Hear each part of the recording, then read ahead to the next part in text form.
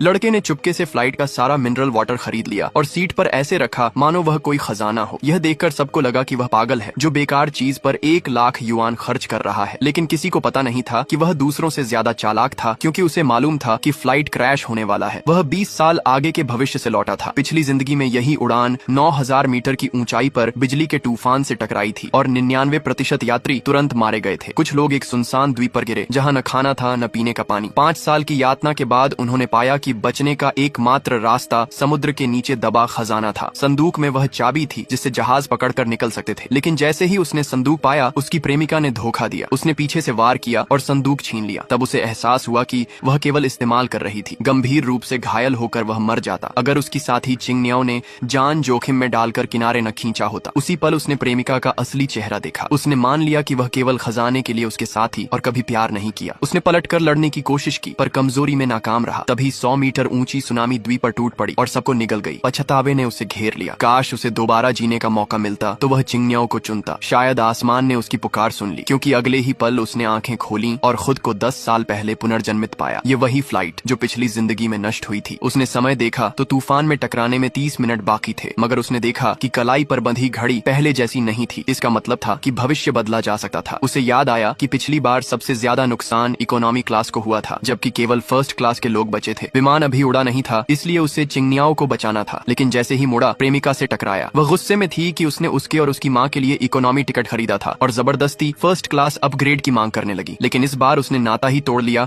और कहा कि वह उसके लायक नहीं है। फिर सबके सामने उसके गुप्त संबंध का भंडाफोड़ किया और जोर से चिंगनियाओ का नाम पुकारा। लेकिन चिंगनियाओ उलझन में थी, क्योंकि इससे पहले उसने उसे कभी नहीं देखा था। जब उसने उसे आने वाले क्रैश की चेतावनी दी और फ्लाइट छोड़ने को कहा तो उसने सोचा कि वह बस बहाने से पास आना चाहता है। मंगेतर ने भी इसे बकवास कहकर खारिज कर दिया। चिंगनियाओ को मनाने के लिए उसने उसका एक पर्सनल राज बताया, मगर विश्वास करने की बजाय सभी ने उसे परवर्ट कह दिया। तभी एयर होस्टेस आई और सख्ती से चेतावनी दी कि घबराहट न फैलाए, तुरंत सीट पर लौटे और बेल्ट बांधे, वरना फ्लाइट सुरक्षा खतरे में डालने पर गिरफ्तार होगा। समय निकलता देख वह इमरजेंसी एग्जिट की ओर भागा और खोलने की कोशिश की, लेकिन दरवाजा अटका रहा। सभी लोग उसका मजाक उड़ाने लगे और उसे पागल कहने लगे। आसमान की ओर इशारा कर आरोप लगाया कि वह बस शर्मिंदगी छिपाने के लिए बहाने बना रहा है। दबाव में वह आखिरकार सीट पर लौट आया, लेकिन जानता था कि केवल 15 मिनट बचे हैं। हताशा में उसने चिल्लाकर कहा कि वह फ्लाइट का सारा पानी खरीदेगा। यात्री हंसे और कहने लगे कि अगर तूफान भी आया तो खाना ज्यादा जरूरी होगा। उसने कहा कि द्वीप पर केवल खारा समुद्री पानी होगा। अनमने मन से क्रू ने शर्त पर पानी बेचने की अनुमति दी कि वह और गड़बड़ी न करे। 7 मिनट बचे थे और उसने ऐलान किया कि समय आने पर सभी उससे घुटनों के बल माफी मांगेंगे। अब केवल 5 मिनट बचे थे और उसने कहा कि भीतर चले जाएं, शायद इससे जान बच सके। गिनती शुरू हो चुकी थी और सबकी किस्मत अधर में लटकी।